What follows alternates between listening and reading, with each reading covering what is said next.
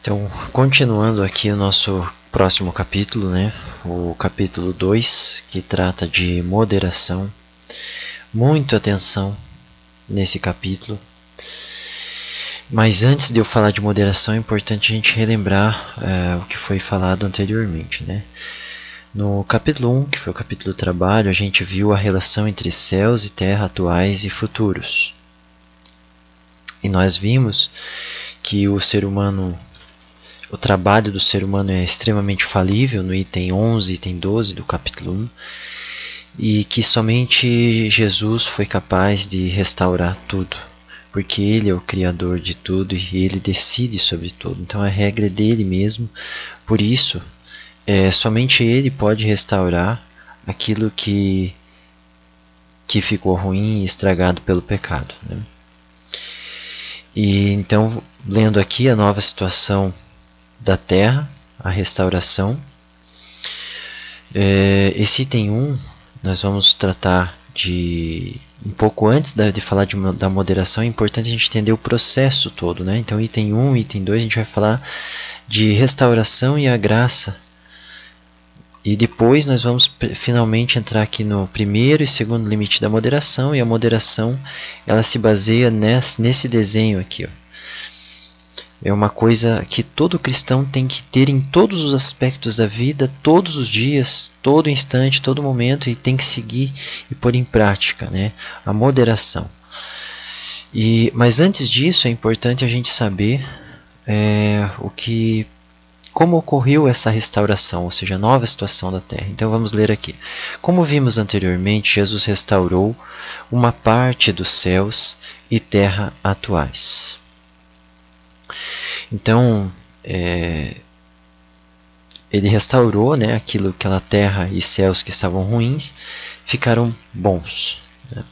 Quando alguém está no céu atual ruim ou inferno, endemoniado, possuído por espírito imundo, e está passando para o céu atual bom, Espírito Santo, vemos que esta pessoa invoca a Jesus.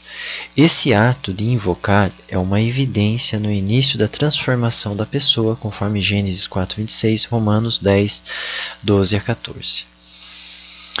Eu vou ler primeiro o texto de Romanos, capítulo 10, 12 a 14, para daí explicar tudinho. Diz assim, Romanos 10, 12 a 14. Não há diferença entre judeus e gentios, pois o mesmo Senhor é Senhor de todos e abençoa ricamente a todos os que o invocam, porque todo aquele que invocar o nome do Senhor será salvo. Como, pois, invocarão aquele em quem não creram? E como crerão naquele de quem não ouviram falar? E como ouvirão se não houver quem pregue? Então, nós podemos ver aqui o seguinte, nós podemos ver que a pessoa, quando ela está aqui, ó, está no céu atual ruim, ela está acabada, né? O seu corpo celestial está no inferno, ela está sendo guiado por espíritos ruins, que são aqueles anjos que acompanharam Satanás e seus anjos, né? Então, o que acontece? Ela não é guiada por Deus, é uma pessoa guiada pelo inferno, por espíritos ruins. E esta pessoa, ela vai seguir caminhos ruins na vida, né? Agora, a partir do momento que a pessoa ouve a pregação da pessoa espiritual de Jesus, depois ela começa a crer nessa pregação espiritual de Jesus, até que finalmente chega o momento de invocar a pessoa espiritual de Jesus. Quando ela invoca, ela é salva. E quando ela é salva, a pessoa espiritual de Jesus vai começar a transformar o corpo espiritual dessa pessoa, e essa pessoa fica salva. Então são 3 etapas. Primeiro ouvir falar de Jesus. Primeiro ouvir, depois crer, depois invocar. Lá em Gênesis capítulo 4, versículo 26, desde o início da criação, nós vemos isso, né? Em Gênesis 4, 26 diz assim, nessa época começou-se a invocar o nome do Senhor. Ou seja, naquele momento ali, né, depois de Adão e Eva, começou-se a invocar o nome do Senhor Jesus. Então, quando a gente invoca a Deus, invoca a Jesus Cristo, né, que é Deus, a pessoa é salva. Continuando a leitura. Sem a restauração, o corpo celestial de cada homem estaria morto. Ora, aquilo que morreu acabou. Quero dizer que estaríamos fora do céu bom. O que ele quer dizer isso? Ele quer dizer o seguinte, que nosso corpo celestial, ele, antes da salvação, antes de invocar Jesus, nós estávamos acabados, nós estávamos mortos, né? E se você hoje ainda não invocou a pessoa de Jesus, mas está observando que tudo isso daqui faz sentido, eu convido a você a invocar a Jesus, a pessoa espiritual de Jesus, para que Ele restaure também teu corpo celestial e você comece a enxergar coisas novas, comece a perceber e a entender coisas novas a respeito do Evangelho de Cristo. Então, sem a restauração, o nosso corpo celestial, ele estava morto, vagando. Eu imagino como um zumbi. Tente imaginar um zumbi, né? O zumbi, ele está se movimentando, até está se movimentando, mas ele está acabado, ele está todo praticamente morto, não entende, não percebe, não enxerga, ele vaga, né? Então, sem a restauração de Jesus, nosso corpo espiritual estava morto, ou seja, estava imundo, estava endemoniado, possuído por espírito imundo, né? Mas a gente passou de lá para o céu bom, a gente invocou o nome de Jesus, a gente passou para o céu bom. Como isso tudo se processa? Continue acompanhando aqui. Ora, na terra, a coisa mais importante de tudo que possuímos é a nossa carne.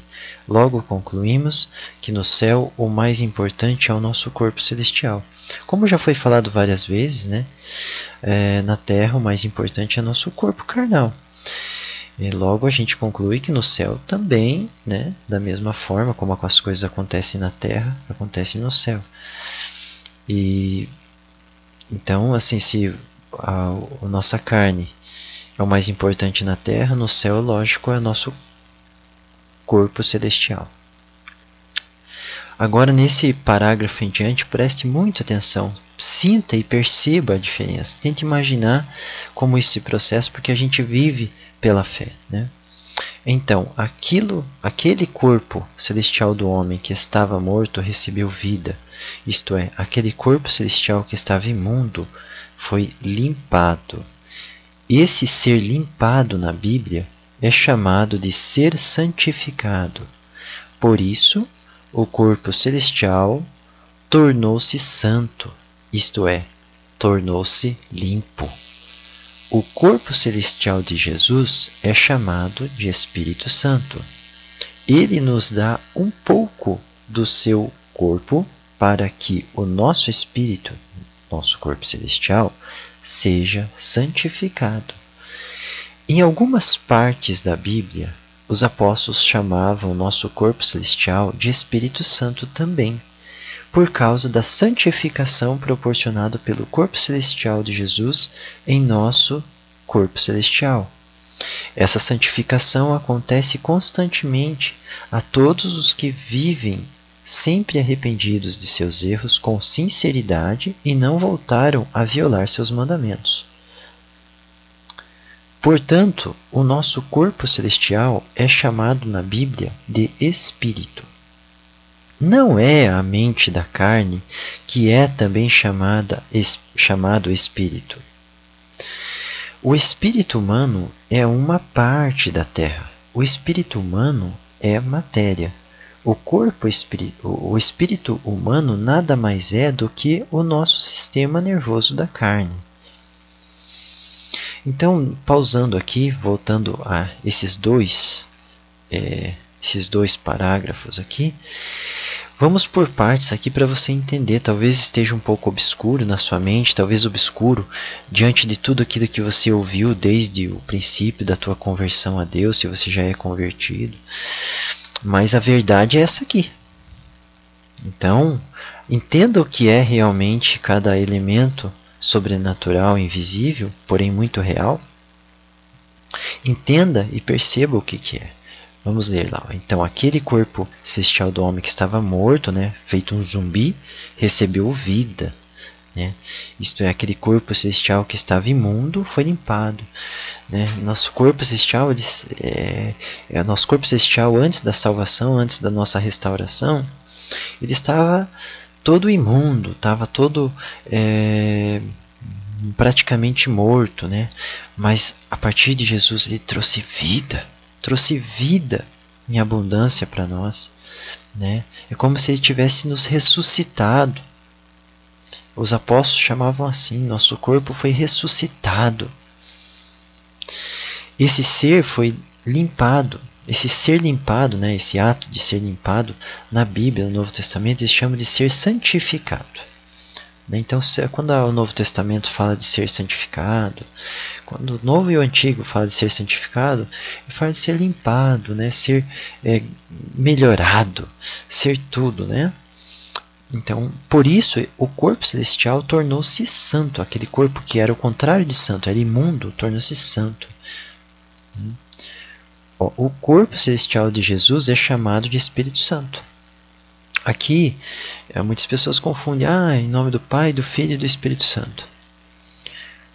Sim, claro, o Senhor Jesus nos falou, nos ensinou quando Ele subiu ao céu, logo após ter ressuscitado, para a gente invocar, né, ou ensinar as pessoas a guardar os mandamentos, né, conforme, em nome do Pai, do Filho e do Espírito Santo. Né, em nome do Pai, do Filho e do Espírito Santo. Mas esse Espírito Santo é o corpo celestial do Pai, que é um Espírito Santo, e o corpo celestial do Filho, Jesus, que é o Espírito Santo também. Né, e vamos continuar lendo aqui. Então, o corpo celestial de Jesus, ele é o Espírito Santo, tá? Quando a Bíblia fala Espírito Santo, é o corpo celestial de Jesus que está espalhado por toda a terra. Ele nos dá um pouco do seu corpo para que o nosso espírito, nosso corpo celestial, seja santificado. Jesus, Deus, ele é poderoso, né? Então o seu corpo ele pode se espalhar por toda a terra. Como se fosse um vento, como se fosse algo que vem, se espalha, se reparte por toda a humanidade, né? Então ele nos dá um pouco do seu corpo para que o nosso espírito, nosso corpo seja santificado. Então Jesus nos deu, através da salvação de Jesus, ele nos deu o seu espírito para que nós pudéssemos ter o nosso corpo santificado. Pelo fato de estar juntinho, o corpo dele juntinho com o nosso constantemente, nosso corpo espiritual fica constantemente salvo e glorificado, limpo e iluminado, todo iluminado. Então, em algumas partes da Bíblia, os apóstolos chamavam o nosso corpo celestial de Espírito Santo também. Então, às vezes, até o nosso próprio corpo celestial, apesar de não ser santo, porque nós somos fracos e falhos e errantes, mas apesar disso, ele está santo, por causa que o Espírito Santo de Jesus está juntinho do nosso, mantendo ele constantemente santificado. E por causa da santificação proporcionada pelo corpo de Jesus, às vezes os apóstolos chamavam o nosso corpo de Espírito Santo também. Então, Espírito Santo, em alguns momentos, a gente vai ver que é o nosso corpo espiritual, né, que foi santificado pelo precioso Espírito do Senhor Jesus. Em alguns momentos, ele vai estar... vai se tratar realmente só do corpo celestial do Senhor Jesus, né? que foi deixado aqui na terra para que a gente pudesse se santificar. E essa santificação acontece, essa santificação, né, do Espírito Santo no nosso corpo, ela acontece constantemente a todos os que vivem sempre arrependidos de seus erros com sinceridade e não voltaram a violar os mandamentos de Deus, né? Então, enfim, claro, Deus nos dá o seu Espírito Santo que é algo muito riquíssimo, algo que nossa mente não consegue imaginar quão grande coisa é essa restauração que Deus nos deu. É uma coisa muito, muito grande, a coisa mais extraordinária que Deus deu para nós e para toda a criação, né? Santificar a humanidade através do seu Espírito Santo. Então, assim, essa santificação que ele proporcionou para nós, ela acontece constantemente, né? Ele nos santifica, só que ele não santifica todas as partes da terra, né? Tanto que fica a parte da terra que fica a terra ruim e céu ruim, né? Então, ele santifica só a parte que realmente se arrependeu, que realmente busca andar em santidade, buscar viver uma vida correta, né? Continuando aqui, portanto, o nosso corpo celestial é chamado na Bíblia de espírito. Não é a mente da carne, que é também chamado espírito. O espírito humano é uma parte da terra. Então, o que eu quero dizer aqui? É o seguinte, que muita gente confunde, aquela história eu já tinha falado, muita gente acha que o espírito é algo invisível, o espírito é algo invisível. Não, não é invisível. O espírito da carne, o espírito do corpo celestial de cada cristão é invisível. Mas o espírito humano, ele é visível, ele é matéria. Ele é uma parte do sistema nervoso da carne. Ele nada mais é que o sistema nervoso. Quem conhece um pouquinho de informática sabe que o nosso raciocínio da nossa mente funciona parecido com um computador. Um computador, ele tem lá seus aplicativos, seus softwares e hardwares, né? Suas peças, e funciona com códigos, né? Códigos 0 e 1. E é tudo programado. Na nossa mente, ela também é programada para que a gente possa aprender. É programado com capacidade de aprender. Então, ela aprende o que tem que fazer. Ela aprende o que tem que fazer, né? E convém que nós moldamos programemos em nossas próprias mentes, através do ensino, da educação, a gente programe essa nossa espírito humano a agir de forma correta, sempre na vida, né? Pensamentos corretos, bons. Mas esse espírito humano, ele não é o Espírito Santo. Tá? Então não vamos confundir uma coisa com a outra. Tá? Da mesma maneira, o nosso corpo terreno, carne, foi santificada por Jesus. Também os bens que são fora do corpo foram alcançados através de Jesus. Então, assim, da mesma forma como foi explicado aqui em cima, que Jesus santificou o nosso corpo celestial, ele santificou também o nosso corpo carnal, né? O corpo carnal, ele não convém que a gente guarde muitas coisas terrenas, como foi falado anteriormente no capítulo 1, mas ele é necessário que a gente tenha um pouco dessas coisas. Por isso que vai ser ensinada a moderação aqui nesse capítulo 2, que é o chamado de moderação, nesse capítulo 2. Então, e também todos os bens que são fora do corpo foram alcançados através de Jesus, né? Então, veja, como é que foram alcançados os bens que não são do corpo? Ora, quando um corpo invocou o santo nome de Jesus, né? Jesus santificou aquele corpo celestial e santificou o corpo carnal também. Daí este corpo santificado, ele invoca a Jesus, volta a invocar a Jesus para abençoar outras partes da terra. Eu quero santificar a minha casa, eu quero santificar meu terreno, eu quero santificar meu carro. Jesus vai lá e vai santificar o carro, a casa daquele que está santificado nele, né? Então, continuando aqui, agora o item 2, a graça. Quando fala graça, é aquilo que Jesus nos deu gratuitamente, sem a gente merecer, por bondade dele, né? Então é isso que ele nos deu. Quando fala graça, é tudo que ele nos deu. Vamos ler aqui. Com a obra de Jesus, Deus nos deu uma oportunidade para demonstrarmos a Ele que o amamos, visto que é impossível sermos justificados por nosso trabalho. Então fazemos um trabalho o melhor que conseguirmos. E as demais coisas que não fizermos, o Pai nos perdoa através de Jesus.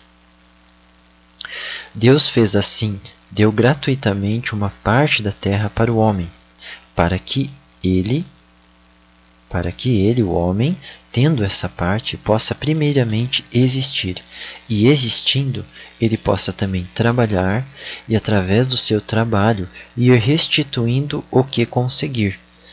E a parte do trabalho que o homem não conseguir involuntariamente, Jesus repara.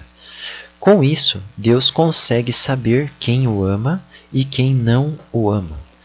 Deus deu gratuitamente, ou seja, de graça, tanto a terra como os céus para o homem.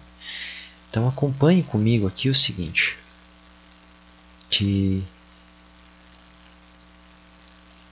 veja aqui, com a obra de Jesus, Deus nos deu uma oportunidade. É isso que nós fizemos, né? Nós pecamos no Éden com Adão e Eva e fomos punidos, né? Deus tornou a terra foi toda corrompida e os céus da época foram prejudicados. E como é que ele iria salvar? Ele quis salvar toda a humanidade, toda a criação? Todas as partes da criação? Não, ele não quis salvar todas as partes. Ele quis salvar somente algumas partes melhores. Algumas partes melhores. E quem são essas partes melhores? São as pessoas cujas suas mentes acreditam nele, entendem ele e amam ele. Enfim, que ama ele, que gosta dele, que vai com a cara dele. E como é que ele julgou tudo isso? Ele deu gratuitamente para nós uma parte, conforme está aqui, ele deu para nós uma parte da terra. Ele nos dá um pouco da terra, certo? Para que a gente, tendo essa parte, a gente possa existir, e daí, tendo esse pouquinho, a gente possa trabalhar, conforme foi explicado no item 1, no capítulo 1, inteirinho, que é de trabalho. O item 1 se chama trabalho. Então nós falamos tudo de trabalhar. É aquele trabalho lá que nós temos que fazer. Só que no capítulo 1 a gente só falou de trabalhar sem considerar Jesus, né? No capítulo 1 a gente falou de Jesus também, mas a gente falou pouco, né? A gente falou só no finalzinho, no item 11 e 12, mas esse trabalhar é trabalhar em Jesus. E quando a gente vai trabalhando, fazendo bem, inclusive no nosso emprego também, mas não é só no nosso emprego, esse trabalhar como foi falado anteriormente, é qualquer obra que nós fazemos que gere benefícios para as outras pessoas, nosso próximo, nossos irmãos. Então, quando a gente trabalha, a gente vai restituindo o que a gente conseguir. Só que foi falado também que nosso trabalho ele é incompleto, né? A gente jamais vai conseguir salvar toda a criação. A gente não consegue salvar nada. A gente consegue salvar o que? Nada, né? Um pouquinho, um pedacinho aqui, outro ali. Mas o que realmente vai nos salvar é Deus. Deus, ele vai chegar e vai reparar aqui todas as demais partes que a gente não conseguiu fazer. Mas, no entanto, ele quer que a gente trabalhe, que a gente faça alguma coisa, para que a gente mereça a sua graça. Então, a gente tem que fazer um pouco das coisas. Com isso, essa foi a maneira que Deus achou para descobrir quem ama Ele realmente e quem não ama. No dia do juízo final, Deus vai separar e vai criar uma nova terra, um novo céu bom, onde só vão existir pessoas que realmente o amam. E aí nós não vamos conviver do lado com pessoas que não amam a Ele. Por enquanto, convivemos com pessoas que amam e pessoas que não amam, pessoas que amam mais ou pessoas que amam menos, mas convivemos junto com as pessoas que não amam a Ele. E essa dádiva gratuita dele, no Novo Testamento, os apóstolos chamavam de graça. Ou seja, é aquilo que Jesus nos deu gratuitamente. Ok?